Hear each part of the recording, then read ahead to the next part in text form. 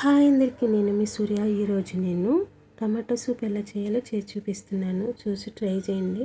చాలా సింపుల్గా తొందరగా అయిపోతుంది, టేస్టీగా కూడా ఉంటుంది. ముందుగా స్టవ్ వెలిగించుకుని ఒక స్పూన్ బటర్ వేసుకోండి. 4 వెల్లుల్లి రేకల్ని పైన తోలు తీసుకుని ఇలా వేసుకోవాలి.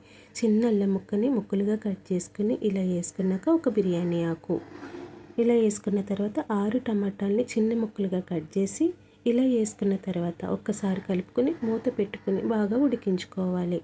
మీకు బెంగళూరు టమాటాలు కన్నా దొరికితే వాటితో చేసుకోండి. వాటితో అయితే ఇంకా బాగుంటుంది, ఎందుకంటే అవి పులుపు తక్కువగా ఉంటాయి. చూడండి, టమాటాలు ఇలా ఉడికాయి కదా. స్టవ్ ఆఫ్ చేసుకుని కొద్దిగా చల్లారాక మిక్సీ గిన్నెలో వేసుకొని మెత్తగా పేస్ట్లా చేసుకోండి. నేను చూపిస్తాను.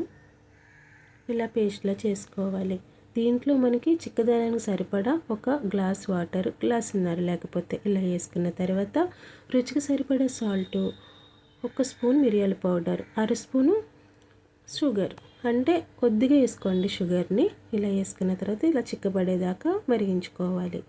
చూడండి, కార్న్ఫ్లవర్ కూడా అవసరం లేదు. వేడివేడిగా టమాటా సూప్ రెడీ అయిపోయింది.